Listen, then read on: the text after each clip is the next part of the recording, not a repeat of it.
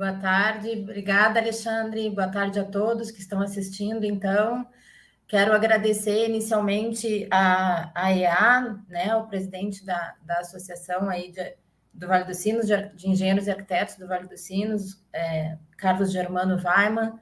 Quero agradecer a SERGS, a Sociedade de Engenharia, por ter proporcionado esse convite, né? E aos patrocinadores, então, do evento, ao CREA, Mútua, RS, CREA, RS e Confia, por também estarem patrocinando e promovendo esse evento tão importante. E parabenizar já a EA, porque estou vendo que o evento está sendo um sucesso e é sempre muito importante a gente conversar sobre a inspeção predial, né? Vamos ao nosso curso de hoje, então. Hoje a gente vai falar um pouquinho sobre como tornar-se um perito judicial. A Sociedade de Engenharia me fez esse convite e isso foi um desafio para mim, porque eu atuo como perita judicial há 20 anos já. Mas é sempre um estudo novo quando a gente vai fazer uma perícia. E colocar isso num papel para apresentar num formato online para um público que vem estudando a inspeção predial aí, faz com que a gente estude um pouco mais para conseguir passar um bom conteúdo. Então, eu desejo que seja um bom curso, que traga um bom nível de aprendizado, né, para as pessoas que estão assistindo ao curso. Eu vou pedir que as perguntas sejam feitas no final desse primeiro período. A ideia é dividir, o curso todo ele está dividido em 8 módulos, tá? E a ideia é que depois do quarto módulo, a gente faça um pequeno intervalo para tomar um cafezinho, tomar uma água, ir até o banheiro, e depois a gente continua. Então, Patrícia, desculpa te interromper, tá? Desculpa te interromper, mas só vou passar rapidinho aqui para o pessoal, depois eu vou colocar essa informação na tela, tá? Às 14h45, nós teremos a primeira rodada de perguntas. Quem quiser já fazer pelo chat aqui, já pode ir fazendo seus questionamentos, mas às 14h45 a primeira rodada. Às 15 horas, então, teremos um intervalo. Às 15h15, o retorno do intervalo. E aí o minicurso prossegue até às 16h15, quando haverá a segunda rodada de perguntas, e às 16h30 o encerramento. Obrigado. Perfeitamente. Obrigada, Alexandre. Vamos iniciar, então. Descartes falou isso para estabelecer algumas regras para bem conduzir a razão. E eu acho importante a gente começar hoje conversando sobre isso, que é a base, eu acredito, para um trabalho pericial, né? Somente acolher alguma coisa como verdadeira após conhecê-la de maneira evidente.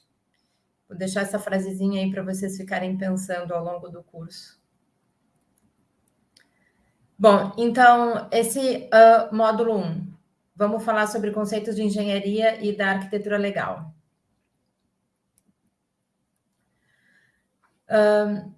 A engenharia legal, então. A expressão da engenharia legal, ela surge em 1933 com um decreto que regulamentou o exercício profissional do engenheiro, né? Este ramo da engenharia atua na interface direito e engenharia, colaborando com juízes, advogados e as partes para esclarecer aspectos técnicos envolvidos em demandas, normalmente relacionadas às avaliações imobiliárias, arbitramentos, obras irregulares, patologias construtivas, desapropriações, impactos em vizinhanças, entre outros.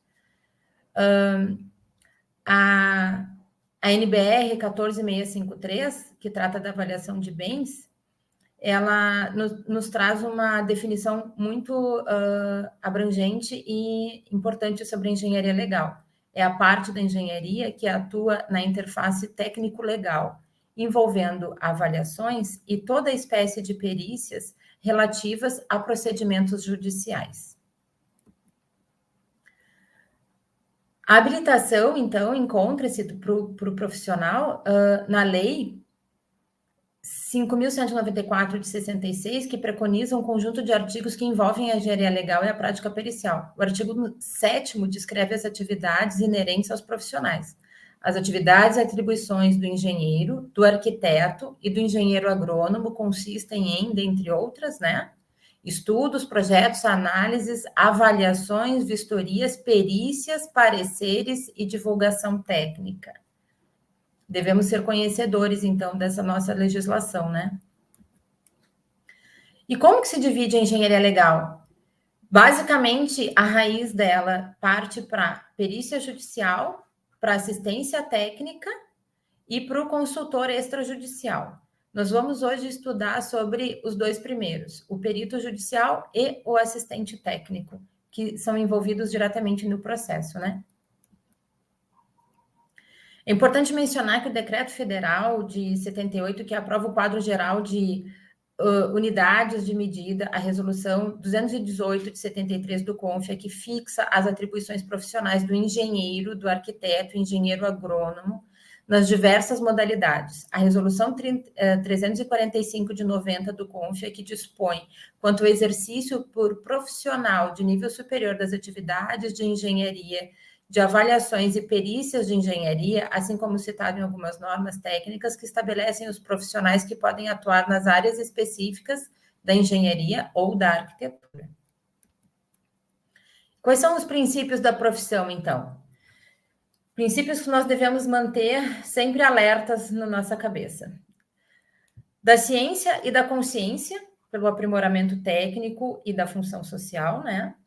Da conduta libada, comportamento sem mácula e irrepreensível, da dignidade e do decoro, comportamento profissional, da correção profissional, transparência no trabalho, princípio da confiança, credibilidade e respeito, da lealdade e da verdade, atitude e humildade, da independência, ausência de vínculo, da reserva, discrição e sigilo no exercício profissional, e da seriedade para a continuidade da profissão. Então, isso nos leva a pensar sobre um olhar voltado para a capacidade de contribuições e desafio, lançado no sentido de aperfeiçoamento das regras necessárias e suficientes para lastrear fundamentações e conclusões consistentes que propiciem condições para a plena compreensão dos laudos periciais por parte do julgador e dos advogados, que, por óbvio, são leigos na matéria analisada. Ou seja, nós somos os detentores do conhecimento que carregamos aí com os nomes da engenharia e da arquitetura legal. Eu costumo dizer que nós não somos deuses, não somos donos do processo, não somos representantes de nada que não seja dos nossos conhecimentos em prol da boa condução do processo, né? O perito não é julgador. Ele deve expor a técnica para elucidar fatos e permitir que o magistrado chegue às melhores conclusões, assim como dizia no slide anterior, que é leigo no assunto. Então, nós estamos ali para auxiliar nas questões técnicas. Para tanto, deve-se valer, além dos conhecimentos, da experiência e da ética, também das normas técnicas para bem esclarecer tecnicamente e mostrar as provas. Ou seja, apresentar um trabalho fundamentado em conhecimento, não só na experiência e na ética, obviamente, mas no conhecimento técnico e embasado em normas técnicas, material técnico. Algumas delas importantes para a gente ter de conhecimento, básicas. A gente sabe que existe um número enorme de normatização, cada trabalho aí vai nos guiar para que a gente faça pesquisa em alguma ou outra norma diferente, alguma outra bibliografia diferente, mas as básicas ou mais utilizadas ou mais necessárias, que trazem definições importantes, é a 13752, a norma de perícias de engenharia, né? A 15575, que trata do desempenho, a 14653, que trata das avaliações de bens e suas partes. Dentre outras, também o Código de Defesa do Consumidor, é bom de vez em quando a gente dar uma pesquisadinha, as leis de arbitragem, o Código de Processo Civil, bibliografias, artigos técnicos, sempre em dia, sempre uma boa leitura, sempre bons estudos, né? E como que se divide, então, a engenharia legal dentro da própria engenharia? A gente tem duas árvores aí, a engenharia diagnóstica e a engenharia de avaliações. Dentro da engenharia diagnóstica, nós temos os estudos de vistorias, inspeção, auditoria, a perícia e a consultoria. E dentro da engenharia de avaliações, nós temos os trabalhos de orçamento, custo, preço e valor. Esse material foi tirado do livro que trata de inspeção predial total, e ele é um dicionário muito importante para a gente ter na nossa biblioteca. Então, da engenharia diagnóstica, é a arte de criar ações proativas através dos diagnósticos, prognósticos e prescrições técnicas, visando a comprovação do fato. A engenharia diagnóstica em edificações é a disciplina que trata das investigações científicas nas patologias prediais, por meio de metodologias que possibilitem obter dados técnicos para caracterização, análise, atestamento, apuração da causa ou prescrição de reparo para patologia em estudo. Essa definição também tirada do livro do Gomide, tá? Mesmo que eu estava citando anteriormente ali. E as definições, então, vistoria é a constatação local de fatos, mediante observações criteriosas de um bem e nos elementos e condições que constituem ou influem. Posso fazer vistoria pelo Google? Não, não posso. Posso fazer vistoria através dos olhos de um outro colega? Bom, se você confiar nesse colega, né, faz parte da tua equipe, vamos ver como é que funciona. Então, assim, a vistoria é constatação local. A gente tem que ir ver. Eu costumo dizer que a gente tem que ver com os olhos, a gente tem que ver com as mãos, a gente tem que conversar com as pessoas, tem que ir no local. Inspeção. Análise técnica do fato. Condição ou direito relativo a uma edificação, com base em informações genéricas e na experiência do engenheiro. É a análise clínica da edificação. A auditoria. Atestamento técnico de conformidade de um fato, condição ou direito relativo a uma edificação. E a perícia em si? É a atividade técnica, então, realizada por um profissional com qualificação específica para averiguar e esclarecer fatos, verificar o estado de um bem, apurar as causas que motivaram determinado evento, avaliar bens, seus custos, frutos ou direitos. A perícia é a prova admitida no processo judicial, destinada a levar ao juiz elementos relativos a fatos que careçam de conhecimento técnico. Mais uma vez, que careçam de conhecimento técnico, podendo consistir numa declaração de ciência na afirmação de um juízo ou em ambas, simultaneamente. E, por fim, a consultoria, prescrição técnica a respeito de um fato, condição ou direito relativo a uma edificação. E dentro da engenharia de avaliações? Bom, a engenharia de avaliações trata-se do conjunto de conhecimento técnico-científico especializado aplicado à avaliação de bens. Ela é regida pela BNT NBR 14653, parte 1 e as suas partes, né? Essa parte é exigível em todas as manifestações técnicas escritas vinculadas a atitudes de engenharia de avaliações.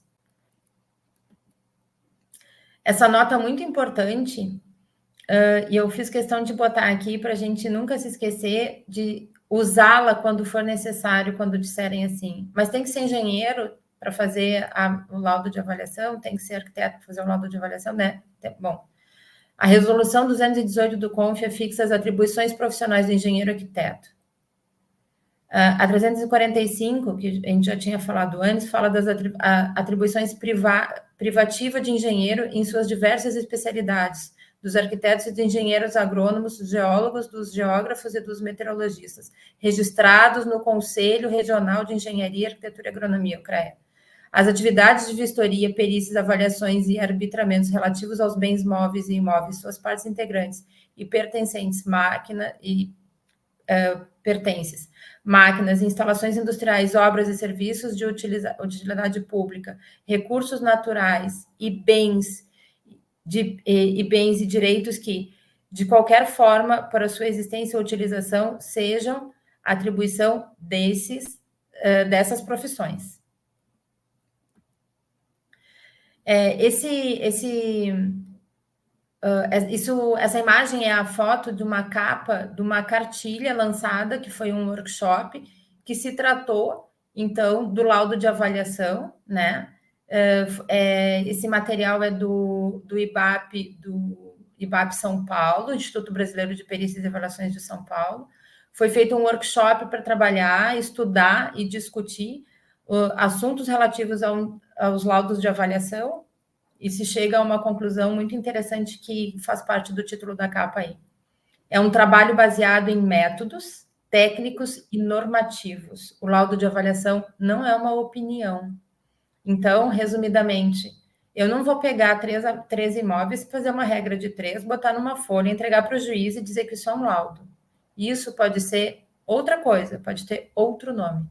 Mas um laudo de avaliação é um trabalho baseado em métodos técnicos e normativos. Essa cartilha, ela fala dessa diferença entre uma opinião e um laudo de avaliação. Muitas vezes o juiz precisa de um laudo de avaliação, muitas vezes ele precisa só de uma opinião. Cabe a nós também podermos bem esclarecer isso, né? Enfim, essa cartilha ela se encontra no site do IBAP Nacional, na biblioteca do IBAP Nacional, para quem quiser procurar. Bom, e as definições de orçamento? Orçar é quantificar insumos, mão de obra ou equipamentos necessários à realização de uma obra ou serviço, bem como respectivos custos, o tempo e a duração da mesma. Custo, total de despesas diretas e indiretas necessárias à produção, manutenção ou aquisição de um bem numa determinada data e situação. Preço, quantia pela qual se efetua ou se propõe efetuar uma transação envolvendo um bem, um fruto ou direito sobre ele. E o valor é a quantia mais provável pela qual se paga voluntariamente e conscientemente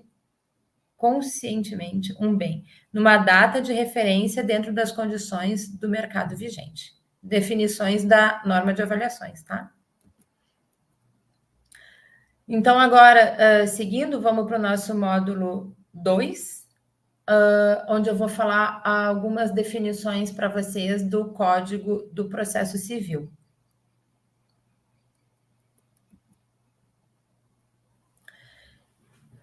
Nossa, esse slide ficou ruinzinho.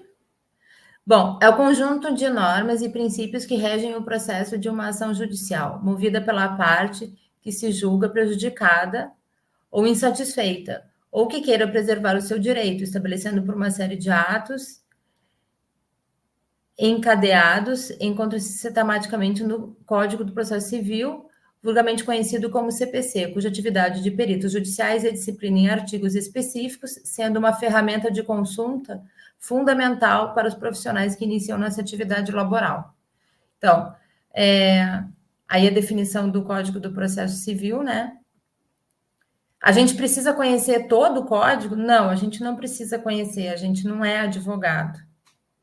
Ou pelo menos não é a nossa função principal, apesar de existirem profissionais que carregam ambos os títulos. Mas, enfim, é importante, sim, a gente conhecer a definição e ter um código ou se valer de pesquisar um artigo sempre que necessário. Por quê?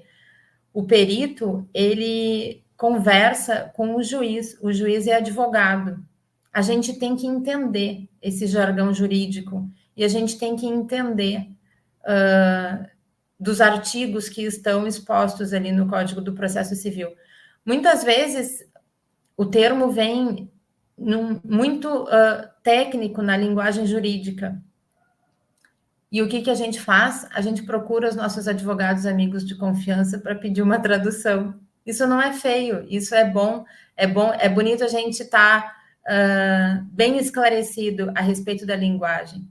assim como a gente também deve passar, para que a gente consiga entender e passar um trabalho bem esclarecido para o juiz, a gente tem que entender a pergunta.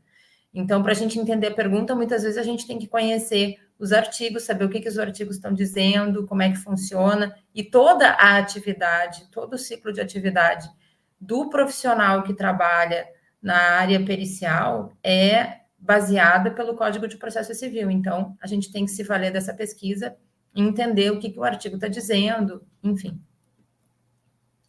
Então, o novo código, né, que foi sancionado em 2015, ele trouxe algumas alterações. Eu não vou agora fazer um comparativo, porque acho que já ultrapassamos essa fase, né? Mas nesse novo CPC contam os artigos ligados à matéria que foram especificados e que são importantes a gente conhecer. Precisa saber decor? Não, obviamente, ninguém sabe, mas é importante a gente saber quais são, para a gente precisar, quando precisar, pesquisar, né? Então, os artigos 156 ao 158, que tratam do perito, o 218 ao 237, que trata dos prazos do processo, o 464 ao 480, que trata da prova pericial, e o artigo 300, que trata da tutela de urgência. Daqui a pouco vão existir outros que vão aparecer no meio do caminho que vão ser importantes a gente pesquisar. Isso vai variar de trabalho para trabalho e daqui a pouco a gente vai lá e pesquisa, né? Bom, de acordo com o estudo do que é apresentado no novo CPC, é importante observar a nomeação dos peritos dentre os profissionais habilitados legalmente e inscritos em cadastro elaborado pelo Tribunal de Justiça, ao qual o juiz está vinculado. Nós vamos ter um módulo mais para frente que vai falar das atividades básicas do perito e das atividades no EPROC, mas assim, às vezes as pessoas perguntam para nós, existe um cadastro assim assado, não sei das quantas? Não, não existe. O que existe é um profissional inscrito no cadastro elaborado pelo TJ, pelo Tribunal do Estado ou das varas federais, né? Que ali é onde vão ser buscados os profissionais que vão, que o juiz vai buscar, que a vara vai procurar para indicar para determinado trabalho. De acordo com o estudo do que é apresentado no novo código, então, é importante observar a nomeação dos peritos dentre os profissionais habilitados, né, como eu vinha dizendo.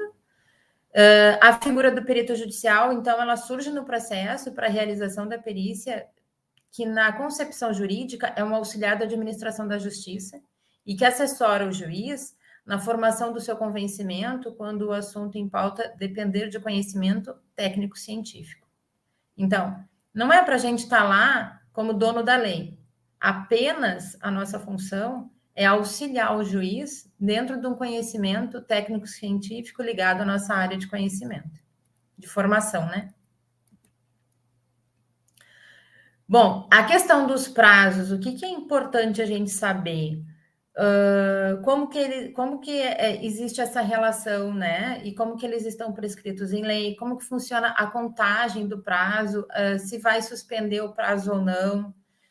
Né? Então, o juiz ele vai proferir os despachos dentro de 5 dias, as decisões têm prazo depois de 10 dias, as sentenças vão sair no prazo de 30 dias. Como que a gente deve esperar? Como que deve acontecer? Hoje a gente já tem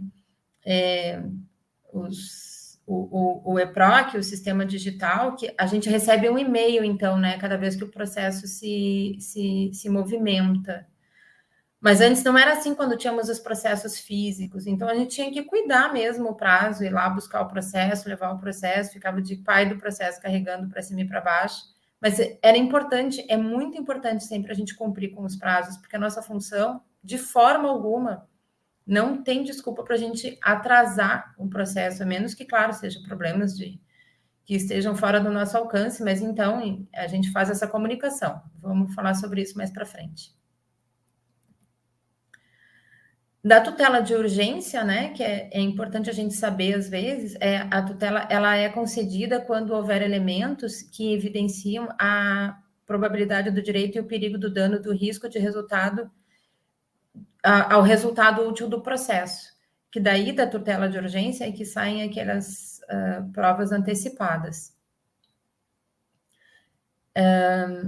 Ali no parágrafo 2º fala, a tutela de urgência pode ser concedida liminarmente ou após justificação prévia, né? A tutela, então, ela é concedida, solicitada pela parte, concedida pelo juiz, e aí, então, sai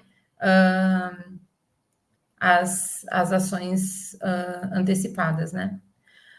Quanto à jurisprudência, na prática pericial, quando não se encontram regulamentações específicas no Código Civil e no Código do Processo Civil, pode-se procurar jurisprudência sobre os temas necessários.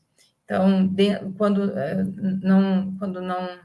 não existem informações suficientes. Por que eu coloquei isso aqui? Porque muitas vezes a gente vê na definição, quando nós estamos lendo o processo, a gente vê ali a questão de jurisprudência. Então, estou explicando para vocês saberem exatamente por que ela existe, como que funciona. Ela deriva da palavra jurisprudente, ou seja, prudência do direito, né? É utilizada para indicar a reunião de decisões judiciais já praticadas, ou seja, é um embasamento. Ela é voltada para a prática e a preocupação com o justo. No Brasil, a expressão se destina a apontar a prática que ocorre nos tribunais. Em resumo, a jurisprudência é norteada em decisões e utilizada em casos análogos, passados para o rol dos fatos consumados. Ela se baseia na sentença emanadas pelos juízes. Os magistrados, na análise e na reconstituição dos fatos e adequando-os ao ordenamento jurídico, preenchem uma lacuna da lei. Como exemplo de jurisprudência, nos casos de negativa de fornecimento, por exemplo, de documentação necessária ao esclarecimento de questões levadas à perícia técnica, o perito poderá buscar no CPC, nos artigos 355 e 844, e poderá também recorrer às jurisprudências existentes, como a citada a seguir. Isso é um exemplo, tá, gente? Ó, ação de exibição de documentos comuns. Tendo a apelante dado causa ao feito, inclusive resistindo ao fornecimento de documentos comuns, um dos quais somente disponibilizado adiante, o decaimento implica sucumbência e quando os honorários do advogado devem ser proporcionalidade com o valor da causa, que na espécie foi da alçada, daí a razoabilidade de sua redução sob pena de acréscimo do acessório tornar-se principal. Então, isso é só, como eu disse para vocês, é só um exemplo, não quer dizer que vai ser sempre assim, mas o que acontece? Existiu uma jurisprudência e se baseou nela para tomar a decisão, né? Dentro da... Acabamos o módulo 2, então, e vamos passar para o módulo 3. Vamos falar aqui nesse módulo 3 um pouco sobre avaliações e perícias envolvendo avaliações e perícias envolvendo vistorias.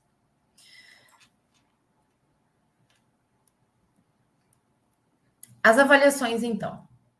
A avaliação de bens, de seus frutos e direitos, é uma espécie de perícia que consiste na análise técnica de identificação de valores, custos ou indicadores de viabilidade econômica para um determinado objetivo, finalidade e data, consideradas determinadas premissas, ressalvas e condições limitantes, conforme disposto na norma de avaliações e na norma para avaliação de imóveis urbanos do IBAP-SP.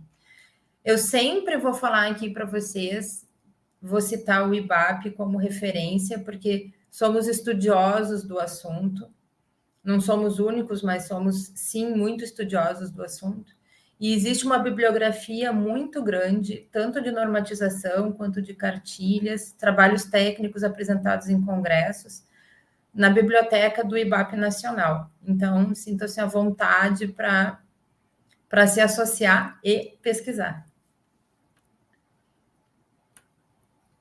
Voltando, então, na avaliação de bens, os requisitos e etapas exigidos estão relacionados com o objeto, o objetivo e a finalidade do trabalho. Comumente relacionam-se com o cumprimento das normas técnicas. observância de legislação específica, consulta de projetos, análise de orçamentos, realização de vistoria, elaboração de pesquisa de mercado, levantamentos topográficos ou métricos, quando necessário, dentre outros, né? Então, são requisitos e etapas relacionadas, que são exigidos e que a gente vai fazer um trabalho e relacionar com essas 3 premissas: o objeto, o objetivo e a finalidade do trabalho. Finalidade do trabalho, que no caso é o laudo de avaliação, né? A etapa de vistoria, então, nas avaliações. Dentro das perícias de avaliações, trabalhamos a etapa da vistoria. Então, a etapa de vistoria nas avaliações consiste em constatações sobre o bem avaliado e a região no qual ele está inserido. A vistoria do bem tem como objetivo constatar as suas características físicas e aspectos construtivos, assim como o seu estado de conservação e obsolência. Já a vistoria na região avalianda objetiva a sua caracterização urbana, o entendimento do mercado em estudo, a elaboração de pesquisa de mercado. Em casos excepcionais, quando da impossibilidade de acesso ao interior do imóvel, vejam bem, em casos excepcionais, as normas técnicas que regem as avaliações admitem a adoção de uma situação paradigma que, quando utilizada, deve ser detalhadamente explicada no laudo. Isso, de novo, é em casos excepcionais, gente. Não dá para a gente passar na frente da casa com o homenzinho lá do Google e dizer que fez a vistoria. Não tem como. A vistoria, nós temos que ir lá, nós temos que ter condições de avaliar a condição construtiva do imóvel que está sendo avaliado. A gente precisa dar uma voltinha no bairro para conhecer o mercado imobiliário, a região, né, as questões urbanísticas, onde o imóvel está inserido, onde o imóvel está construído. Então, quando isso não acontece, tem que obrigatoriamente informar o juiz, né, explicar por que não pôde, enfim. E dentro das avaliações, então, a gente trabalha a escolha da metodologia. Só voltando lá, ó, a gente vai fazer o conhecimento do objeto, objetivo e finalidade do trabalho. Então, a partir disso, a gente pode fazer a escolha da metodologia. Dentro da metodologia explicada em norma, nós temos o método comparativo direto de dados de mercado, preferencialmente utilizado na busca do valor do mercado de terrenos, casas padronizadas, lojas, apartamentos, escritórios, armazéns, entre outros, sempre que houver dados semelhantes ao avaliando. Método comparativo direto de dados é um método científico, não é regra de 3, tá? Só para deixar isso bem claro sempre. Método evolutivo, indicado para estimar o valor do mercado no caso de existência de dados amostrais semelhantes ao avaliando. E o caso é o caso de residências de alto padrão, galpões, por exemplo, né? Método involutivo, esse é utilizado no caso de inexistência de dados amostrais semelhantes ao avaliando. O método da capitalização da renda, recomendado para empreendimentos de base imobiliária, tais como shopping centers, hotéis. E o método da quantificação de custo é utilizado quando houver necessidade de se obter o custo do bem. Então, conhecendo as premissas do processo, a gente pode, então, partir para a escolha da metodologia, para começar a traçar o nosso plano de trabalho e poder fazer essa avaliação que vai orientar a perícia quando o caso de perícias de avaliações, né? Ó, a NBR 13752, que é a norma que trata das perícias de engenharia na construção civil, define a avaliação. Atividade que envolve a determinação técnica do valor qualitativo ou monetário de um bem, de um direito, propriedade intelectual ou marca, ou de um empreendimento. Das perícias que envolvem avaliações, pode-se destacar, então, as ações renovatórias. Dentro das perícias, então, que envolve avaliações, a gente cita aí ações renovatórias, ações revisionais, as desapropriações e demarcações, as indenizações, as execuções, os inventários, a subrogação de vínculo, a dissolução de sociedade e as falências. Esses são ações processuais. O juiz recebe o processo que tem uma ação revisional, por exemplo, ou uma desapropriação. Ele não consegue tomar nenhuma decisão se não tiver uma avaliação para que possa se chegar a essa desapropriação, ou a ação revisional, ou uma indenização, que seja. Então, essas são as perícias que tratam, que vão carecer de laudos de avaliação. Dentro dessas perícias, como eu já havia dito, a gente conhece, né, então, o objeto, o objetivo, enfim, escolhe o método e faz o laudo. Das ações renovatórias, então, elas são regulamentadas pelos artigos 71 ao 75 da Lei do Inquilinato, a Lei 8.245, de 18 de outubro de 91. As ações renovatórias disponibilizadas pelo direito processual brasileiro para garantir o direito do empresário de renovar o contrato de locação referente ao imóvel que esteja localizado no seu ponto comercial. Sociedades civis com fim lucrativo, desde que regularmente instituídas, podem se valer dessa ação. São as ações renovatórias. E quanto às ações revisionais de aluguel, são processos diferentes, são ações diferentes, tá?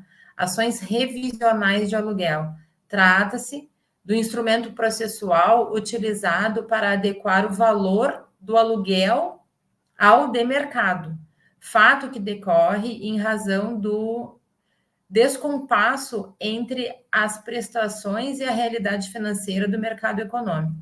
Não havendo acordo, o locador ou locatário, após 3 anos de vigência do contrato ou do acordo anteriormente realizado, poderão pedir a revisão judicial do aluguel a fim de ajustá-lo ao preço de mercado. Trata-se, então, de ação de natureza constitutiva, pois que se alcança com a sentença do acolhimento do pedido do autor, é uma alteração de vínculo obrigacional vigente entre as partes. Independentemente do consenso entre os contratantes, o provimento judicial imporá um novo valor à locação existente para compatibilizá-la com o mercado. Essas ações revisionais de aluguel aconteceram muito durante o período de pandemia, né? Porque precisava se ajustar esse valor de mercado. Então, isso estou trazendo como exemplo para vocês, né? Então, acho que ficou clara aí a diferença entre ação renovatória e ação revisional. Em ambas é necessário a avaliação, né? Assim como a gente vai ver em algumas outras também. Em ambas as ações, revisionais e renovatória, é comum o perito se deparar com um imóvel modificado pelo locatário, fato que deverá ser analisado detalhadamente e verificadas as informações no contrato entre as partes, de modo a informar o juiz. Analisar documentos, plantas, ou seja, você vai lá fazer a vistoria no bem para levantar dados para alimentar o laudo, chega lá, está diferente. Então, a gente precisa, muitas vezes, solicitar que sejam fornecidos documentos para bem analisar e traçar esse comparativo. A gente precisa apontar o dedo? Não, a gente precisa informar o juiz. Era assim, agora está assado, custava tanto, agora custa tanto, estava bom, está ruim, estava ruim, agora está bom, tudo embasado em conhecimento e normas técnicas. Outra ação, então, que pode acontecer é a das desapropriações, que a função principal do perito, no caso, é informar o valor da indenização pelos bens expropriados. Pode-se dizer que esta é a transparência compulsória da propriedade particular ou pública para o poder público, ou concessionário do poder público, ou ainda por interesse social, mediante a prévia e justa indenização em dinheiro. No caso da desapropriação de bem público, essa só poderá ser feita em linha direta, ou seja, a União pode desapropriar o Estado e este o município. O inverso não pode acontecer, tá? No caso de desapropriações, em questões de alargamento de vias, isso pode acontecer, e existem, inclusive, aí questões de avaliações em massa, né? A ação de execução, ela é um processo judicial que ocorre quando alguém não paga uma dívida que deve. O credor pode entrar na justiça para exigir o pagamento e, caso o devedor não cumpra, o juiz deve autorizar a busca de bens ou valores do devedor para quitar a dívida. A maior dificuldade nesse caso é a realização da vistoria no imóvel, obviamente, pois na maior parte dos casos o executado não tem interesse no andamento da questão, sendo preciso solicitar acompanhamento do oficial de justiça em algumas situações. Aí como é que faz? Você foi lá, não conseguiu, faz uma petição para o juiz, informando da impossibilidade, ele vai ordenar, então, que o oficial de justiça faça o acompanhamento. A ação de execução é promovida pelo credor de um direito, que exige do devedor o cumprimento forçado do que foi anteriormente definido por lei, contrato ou decisão judicial e não foi cumprido voluntariamente. As partes na ação de execução são chamadas de exequente, que é o credor, e quem promove a ação, o executado ou o devedor, que é contra quem será a proposta ação. E nos inventários, a transmissão sucessória é formalizada por um processo, sendo esse, portanto, o procedimento por meio do qual os bens, direitos e dívidas, deixados cujos são levados, conferidos e avaliados de modo a que possam ser partilhados pelos sucessores. A avaliação dos bens pode ser feita por um perito do juízo nesse caso. As avaliações também podem estar presentes sempre que o magistrado achar necessário, como, por exemplo, em processos que envolverem subrogação de vínculo e na dissolução de sociedades e falências.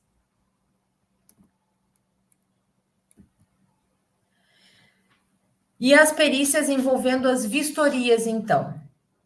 A vistoria é uma das modalidades da perícia que envolve 3 aspectos isolados ou combinados, dependentes do objeto, do objetivo e da finalidade do trabalho, a saber, a constatação, a análise da conformidade e casualidade ou apuração do nexo causal.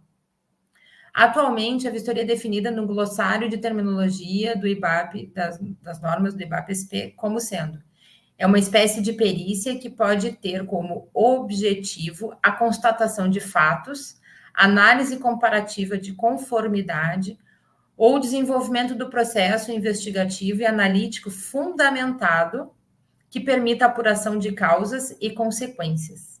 São 3 as modalidades, portanto, que estão definidas nesse glossário.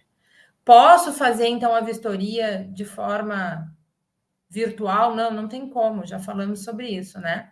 Certa vez, só abrindo um parênteses aqui para vocês, eu fiz eu estava atuando como assistente técnica num processo e o imóvel, o processo demorou tanto que o imóvel foi vendido, o comprador novo, o novo proprietário, não tinha mais interesse, acredito que ele nem sabia que existia o processo, foi um problema de falta de informação. A perícia, no dia da perícia, a pessoa não deixou entrar na casa, disse, não, eu não tenho processo nenhum, não é comigo, não sei disso. O perito, não contente com isso, ele fez algumas fotografias por fora, ele montou um laudo, ele entregou o laudo, e quando o advogado me ligou dizendo que existia um laudo, eu fiquei muito surpresa. E o que nós fizemos? Olha, a vistoria não aconteceu, como que esse laudo existe, né? Então, não tem como a gente fazer uma vistoria por visão de raio-x, a menos naqueles casos, e aí informar o juiz e explicar o porquê. Bom, Então, só voltando ali para a gente continuar, são 3 modalidades, portanto, definidas nesse glossário, né, de vistoria. Vistoria de análise comparativa de conformidade. Ela consiste na constatação de fatos ou situações com descrição minuciosa dos elementos que constituem a verificação da conformidade aos requisitos e padrões estabelecidos em projeto, memoriais descritivos, normas técnicas, legislações específicas. A vistoria de análise de causalidade ou de apuração do nexo causal. Essa expressão é muito importante a gente ter em mente exatamente como que ela funciona. Consiste na constatação de fatos ou situações com descrição minuciosa dos elementos que constituem, com desenvolvimento do processo investigativo tecnicamente fundamentado que permita analisar a existência ou inexistência de possíveis nexos causais. Pode ainda revelar responsabilidades e apontar consequências. Eu não posso dizer para o juiz, eu não sei de onde é que saiu. Eu posso dizer para o juiz assim, não foi possível determinar pela análise visual, vou precisar fazer ensaio, vou precisar de outro profissional me ajudando, vou precisar de mais material para investigar, mas eu não posso dizer que eu não sei qual é, eu não fui capaz de fazer a apuração do nexo causal, porque senão perde a finalidade de existir o perito, né? Vistoria de constatação. Verificação de fatos ou situações com descrição minuciosa dos elementos que constituem. Pode ter o propósito de caracterizar a tipologia, estado de conservação, padrão construtivo, idade, anomalias, avanço físico ou contratual de uma obra ou outras características. Não há determinação de causas, ela é apenas para constatar, não há constatação de responsabilidade e soluções, é constatação. E a importância dos requisitos de uma perícia nos termos da norma de perícias e da norma básica de perícias do IBAP São Paulo. Os requisitos exigidos em uma perícia relacionam-se às informações que possam ser extraídas para a análise e fundamentação do trabalho. Os requisitos medem a exatidão do trabalho pericial e são tanto maiores quanto menor for a subjetividade contida na perícia. Requisitos de uma perícia são condicionados à abrangência das investigações e confiabilidade das instruções obtidas e de suas análises. Os requisitos determinam, portanto, a qualidade das análises técnicas efetuadas na perícia e o menor grau de subjetividade emprestado pelo perito. Os aspectos que definem, resumidamente, o exposto referem-se à metodologia empregada, aos dados levantados e ao tratamento dos elementos coletados trazidos ao laudo, a menor subjetividade inserida no trabalho. Não se deve confundir requisitos de perícia com etapas do desenvolvimento do trabalho pericial. Requisitos são base importante para nortear, né? As etapas do trabalho é que vão nos dar os passos de como que a gente deve chegar às conclusões, quais as medidas que a gente precisa ter, nível de vistoria, enfim, direcionadas pela metodologia investigativa empregada. Alguns exemplos de requisitos são o conhecimento das normas técnicas, das legislações específicas, dos projetos que envolvem aquele trabalho, os cronogramas contratuais, quando é o caso, orçamentos, manuais, boletins e dados de fabricantes, se for necessário a gente fazer esse tipo de pesquisa, né? Relatórios de ensaios tecnológicos, quando é solicitado, as planilhas de medições e pagamentos, os relatórios de ensaios tecnológicos, muitas vezes, são fornecidos pelos assistentes técnicos, por um ou pelo outro, e a gente pode se valer deles, desde que estejam fundamentados ou sejam feitos por locais devidamente credenciados, né? Já as etapas de desenvolvimento da perícia podem contemplar análise de documentos, execução de vistorias, a realização e a constatação de testes e ensaios tecnológicos, a realização prospecções, contratação de estudos específicos por consultor especialista, execução de levantamentos topográficos ou métricos, elaboração de recomendações técnicas e orçamentos diversos, análise dos fatos conforme o objetivo e a finalidade, que envolve aí a constatação, análise da conformidade ou a apuração do nexo causal, como já dito, dentre outras etapas para a redação e emissão do laudo com conclusões e respostas aos quesitos formulados e deferidos. Quando não são possíveis as vistorias, é possível que a prova técnica seja desenvolvida de forma indireta. Nesse caso, como eu falei para vocês, a gente vai lá e informa exatamente o juiz o que aconteceu, por que não aconteceu, e aí ele vai determinar também os próximos passos, né? Dentro das perícias que envolvem vistorias, podemos chamar a atenção para o estudo, então, das patologias ou manifestações patológicas, pois que normalmente são oriundas de uso indevido da realização de obras novas ou provenientes de problemas de execução de obras. As perícias de engenharia poderão ocorrer em qualquer fase do processo construtivo, desde o projeto até a fase de manutenção predial. Nesse caso, a perícia é a ferramenta na gestão da qualidade, pois que a inspeção predial pode ser classificado como um tipo de perícia. As perícias que envolvem patologias geralmente são provocadas quando um conflito é gerado e não se encontra um meio de haver solução amigável entre as partes. A complexidade das patologias gera uma grande quantidade de ações que envolvem a necessidade de elaboração da perícia técnica de engenharia. Essas perícias são necessárias em ações ordinárias, nas medidas cautelares de produção antecipada de prova, na anunciação de obra, nas demolitórias, entre outras. As perícias ordinárias, então, compreendem problemas construtivos decorrentes da própria edificação e de fatores externos a ela. Podem se referir aos mais diversos tipos de manifestações patológicas, desde problemas na estrutura, nos revestimentos, nos sistemas de impermeabilizações, por exemplo, dentre outros tantos, né, que podem acontecer. Certas perícias ordinárias referem-se a obras irregulares construídas fora dos parâmetros edilícios vigentes, e nesses casos, as legislações municipais pertinentes deverão ser cuidadosamente analisadas. É sempre importante a requisição de plantas do imóvel. Às vezes elas não estão dentro do processo, muitas vezes a gente precisa analisar isso, até para ver se o imóvel é irregular ou não, e a gente se valer, então, de informações de documentações municipais.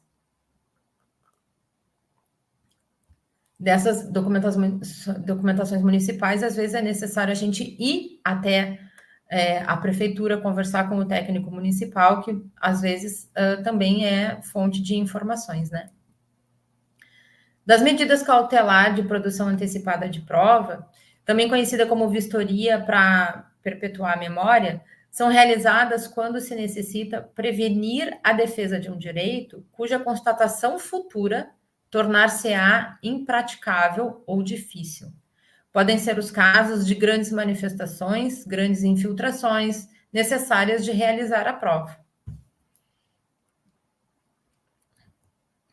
A ação de anunciação de obra nova destina-se à anunciação que se faz a quem está construindo em prejuízo de interesse alheio ou de ordem pública, para não prosseguir a obra, nem que sejam sanados os prejuízos ora causados sem que sejam sanados, os prejuízos ora causados a um proprietário ou vizinho. O pressuposto para esse tipo de ação é que a obra esteja em construção e não concluída, porque daí não é mais anunciação de obra nova, né? Vamos então agora para o módulo 4, o último módulo desse período, e vamos falar um pouquinho sobre a prova pericial. Alexandre, eu tenho mais 15 minutos, confere? Exato. Obrigada. Então, da prova pericial. A perícia judicial é o segmento específico da perícia de engenharia e da arquitetura com finalidade de atender às demandas judiciais, constituída como prova, nos termos do artigo 464 do Código do Processo Civil. Ou seja, a gente tem que provar. Para entender o conceito de prova, é necessário avaliar sua contextualização no processo judicial, onde o autor traz alegações na petição inicial, enquanto o réu apresenta suas contra-argumentações nessa constatação, cujos fundamentos podem estar assentados em fatos ou normas jurídicas. Quando a matéria versar sobre questões de direito de modo exclusivo, o julgador poderá resolvê-la no âmbito do seu conhecimento, através da interpretação da legislação ou da aplicação da jurisprudência. No caso de questões alicerçadas em fatos, necessária a prova, né? Torna-se necessário comprovar a sua existência, o que é feito através desse instrumento para definir a verdade, que é a prova. A prova, então, atividade realizada no processo com o fim de ministrar ao órgão judicial elementos de convicção necessários ao julgador. Quem leva a prova para o juiz? O perito. Fato, circunstância, indício, testemunho que demonstram a culpa ou a inocência de um acusado. Essas são duas definições de prova de dicionários da língua portuguesa, tá? Do Aurélio e do Haus. No que se refere à classificação das provas, sob a ótica da doutrina processual, pode-se resumir em quanto ao objeto e quanto ao sujeito. Do objeto, então, ela é direta quando se relaciona ao próprio fato, ou indireta no caso de evidenciar nuances que permitam chegar ao fato objeto da prova. A gente precisa dizer no laudo que a minha prova é direta ou indireta? Não, a gente nem precisa usar tanto essa expressão jurídica, mas a gente precisa informar para o juiz como que a gente chegou na prova. Quanto ao sujeito, pessoais, quando obtida mediante declaração ou afirmação da verdade do fato, e reais, se consistir do próprio fato. E quanto à forma, ela vai ser oral, mediante depoimento verbal ou escrita. Quanto à hierarquia das provas, bom, no direito civil brasileiro, na sistemática processual brasileira, inexiste hierarquia, colocando todas as formas no mesmo patamar, todas as provas, no mesmo patamar. Nesse sentido, a valoração da prova está atrelada ao princípio da persuasão racional, devendo o julgador apreciar livremente todos os elementos trazidos aos autos com instrumento e fundamentação. Por isso que a gente vê que fica um advogado de cada lado batendo na mesa até tentar convencer o juiz de que a sua prova é a convincente, é a correta. No que tange à prova pericial, em relação à hierarquia das provas, destaca-se a colocação de João Batista Lopes. Vejam isso. Nas ações de acidente de trabalho, por exemplo, a prova pericial é indispensável para a apuração da incapacidade laboral e seu grau, mas é possível provar por testemunho a ocorrência do acidente. Ou seja, é preciso que o engenheiro de segurança do trabalho faça, que o médico do trabalho, no caso, faça a análise do paciente, né? Para ele apurar a incapacidade laboral daquele paciente, ele precisa examinar ele. Mas o engenheiro de segurança do trabalho, ele pode provar por meio de testemunha a ocorrência do acidente. Como que aconteceu esse acidente? Esse acidente aconteceu de tal e tal forma. Enfim, como se faz as reuniões de CIPA, né, dentro das empresas. Se vale muitas vezes o engenheiro de segurança do trabalho se vale das reuniões de CIPA para isso. Outro caso, para fixação do novo aluguel, na ação revisional, por exemplo, deve o juiz normalmente socorrer-se do laudo de avaliação feito pelo engenheiro ou pelo arquiteto. Então, a prova, nesse caso aí, precisa do laudo de avaliação, né? Não tem como ele determinar sem ter esse tipo de prova, que no caso é o laudo de avaliação. O primeiro momento da prova é na petição inicial, onde as partes clareiam as suas provas. Seguindo o caminho natural, o próximo passo é a própria produção da prova na instrução do processo. Entretanto, existem casos em que não é possível retardar a produção, sob pena de inviabilizá-la, então se tem o pedido de produção antecipada de prova. Muitas vezes a gente entra nesse processo, aí o perito entra nesse processo, e a gente vê lá escrito assim, foi uma produção antecipada de provas. É esse caso aí, artigo 381 do CPC. Eu trago aqui algumas questões dos dispositivos gerais, que são artigos importantes para a gente conhecer, né, o que cabe ao juiz fazer, de que forma que ele vai apreciar São artigos que vocês podem consultar depois, né? Mas que são importantes a gente saber como que funciona, né? Esse é um artigo muito importante, o 381, como eu citei, que é da produção antecipada de prova, que ela é, em que casos que ela é admitida? A gente precisa saber disso por quê? Porque isso vai também, a gente precisa ter esse conhecimento para entender como que a gente conduz o nosso laudo, a nossa vistoria, né? A gente vai chegar lá no imóvel e consegue enxergar de forma diferente. Para que ela exista, então, tem que haver fundado receio de que venha a tornar-se impossível ou muito difícil a verificação de certos fatos na pendência na pendência da ação. A pessoa mora na casa, construiu, esse é muito comum, né? Comprou a casa, o construtor entregou a casa, o empreendedor entregou a casa, nos primeiros meses de uso deu problema de infiltração, está chovendo na cabeça da família. Precisa de uma produção antecipada de provas. Ele não pode, se ele fizer alguma coisa lá, ele vai perder o objeto e o perito não vai conseguir ver. Muitas vezes não pode ficar tanto tempo esperando, então precisa de uma produção antecipada de prova, né?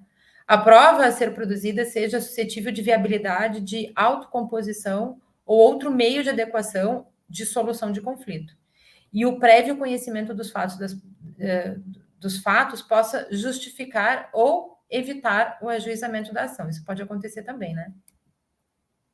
E da prova pericial, então, o 464, que esse é muito importante. O juiz indeferirá a perícia quando a prova do fato não depender de conhecimento especial de técnico, for desnecessária em vista de outras provas produzidas e a verificação for impraticável.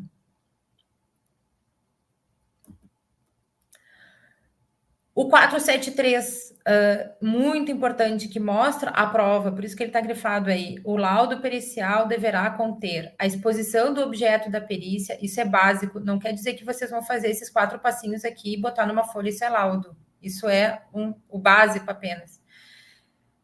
A exposição do objeto da perícia, a análise técnica ou científica realizada pelo perito, análise técnica ou científica. A indicação do método utilizado, esclarecendo e demonstrando ser predominantemente aceito pelos especialistas da área do conhecimento do qual se originou.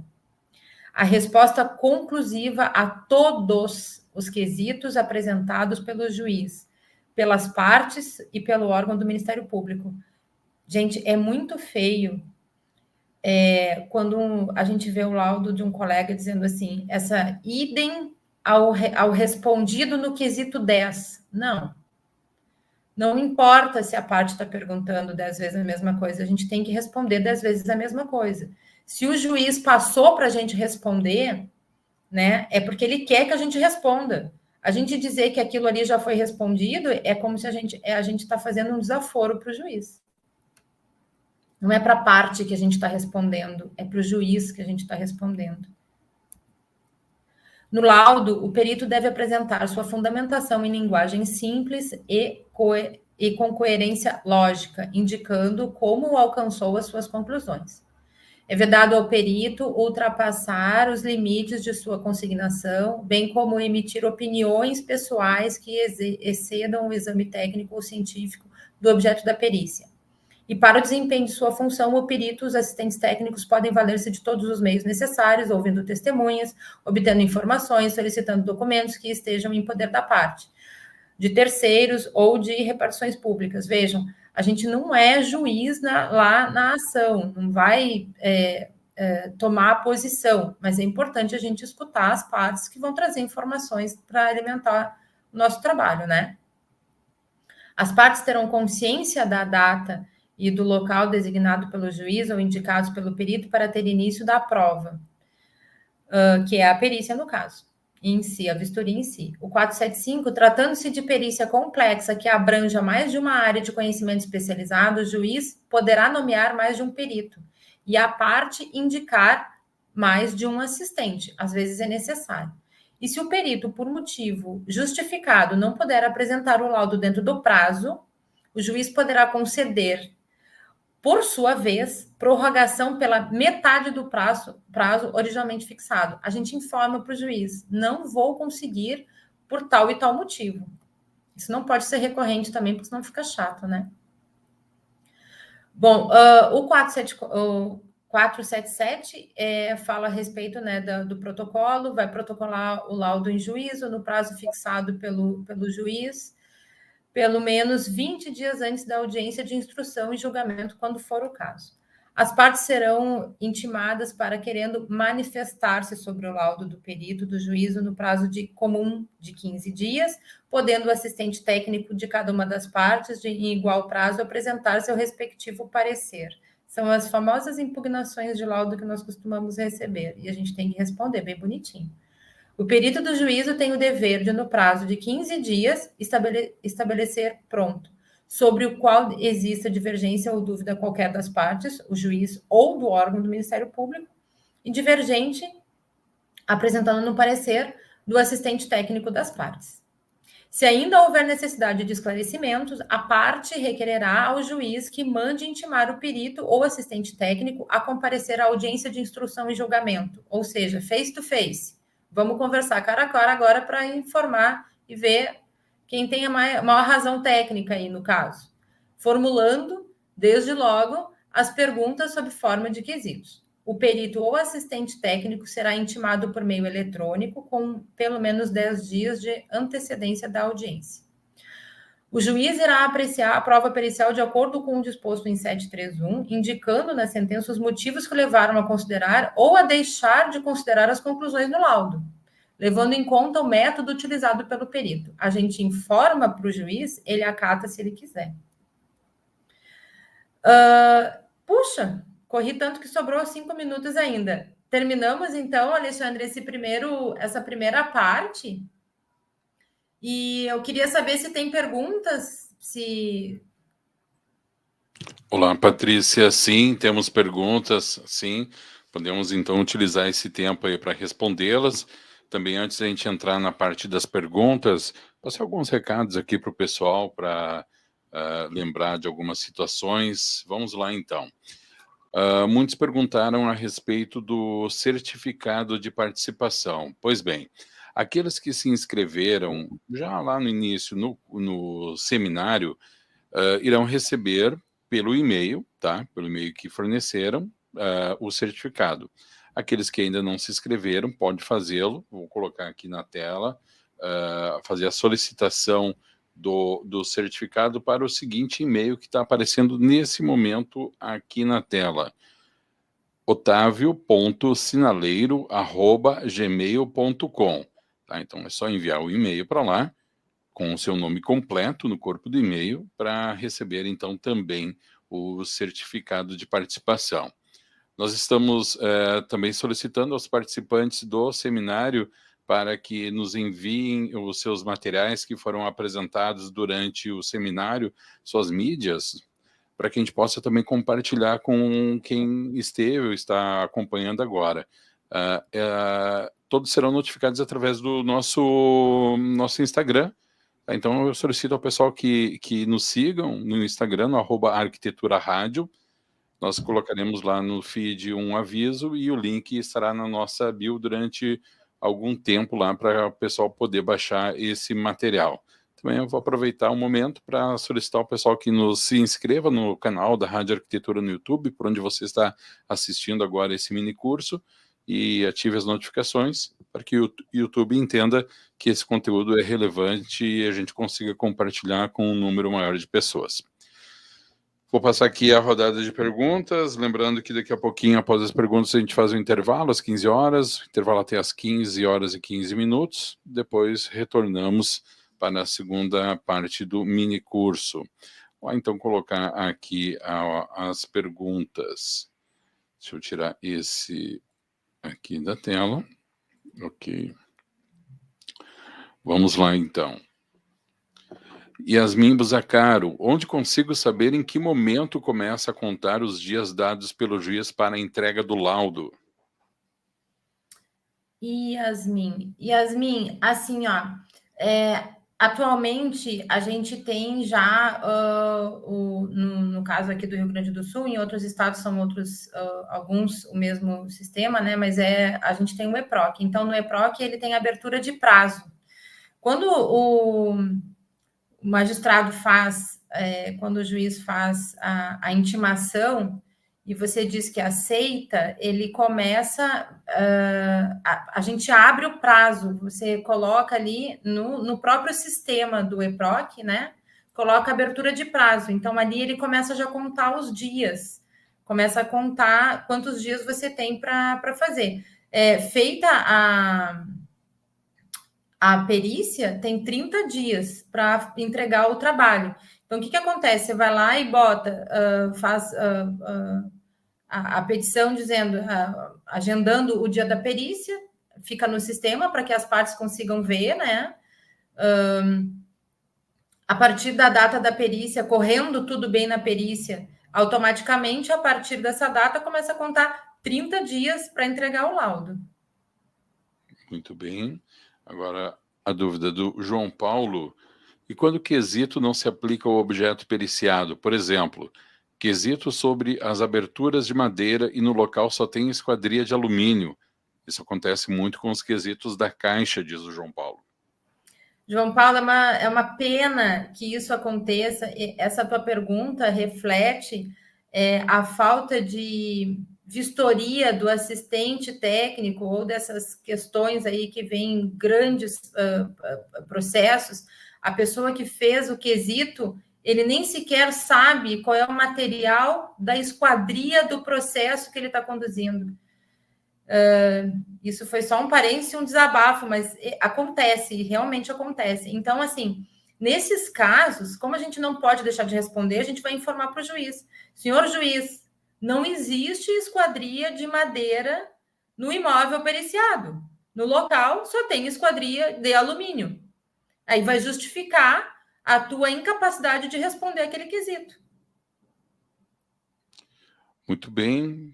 Pessoal, ainda temos algum tempo para perguntas. Se alguém quiser formular alguma pergunta, algum comentário, pode fazê-lo. Enquanto isso, vou passar algumas informações aqui que são relevantes para a organização do evento. Lembrando que o Seminário Nacional de Inspeção Predial, uma realização da AEA, Associação dos Engenheiros e Arquitetos do Vale do Rio dos Sinos, conta com o patrocínio do CONFEA, Conselho Federal de Engenharia e Agronomia, CREA-RS, Conselho Regional de Engenharia e Agronomia do Rio Grande do Sul, Mútua RS, a Caixa de Assistência dos Profissionais do CREA, e o apoio é da Unicinos. Lembrando que todo o material produzido durante o seminário, tanto as palestras quanto os minicursos, assim que terminam, dentro daquele tempo ali necessário para o YouTube, eles ficam à disposição na plataforma. Posteriormente, nós teremos todas as palestras desmembradas para que você possa assistir. Nesse momento, elas estão por dia e turno, mas iremos trabalhar na semana que vem para que elas fiquem disponíveis palestra por palestra para quem quiser olhar o conteúdo. Muito bem, não tendo mais perguntas, a gente faz um intervalo, antecipa agora, são 14 horas e 48 minutos. Mantemos, Patrícia, intervalinho de 15 minutos? Mantemos. Eu não sei se foi só queria deixar colocado aqui quais são os próximos módulos, eu não sei se foi passado na inscrição, mas nós falamos aqui, então, nessa primeira parte, a gente falou sobre conceitos de engenharia legal, né, sobre alguns conceitos e artigos do Código do Processo Civil, falamos sobre perícias e a diferença entre perícias que envolvem avaliações e perícias que envolvem vistorias, né, e da prova pericial. Agora, nessa segunda parte, nós temos também 4 módulos, e a gente vai falar, então, sobre, no módulo 5, as atividades básicas e a área de atuação do perito judicial. Vamos falar no módulo 6 sobre a atuação, né, da figura do assistente técnico. No módulo 7, vou apresentar alguma coisa sobre modelos de petição e honorários. E no módulo 8, vamos conversar sobre as atividades no EPROC TJRS. Perfeito. Muito bem, vocês estão acompanhando aqui pelo YouTube da Rádio Arquitetura um mini curso Como Tornar-se um Perito Judicial, com a engenheira civil e presidente do IBAP RS, Patrícia Bertotto.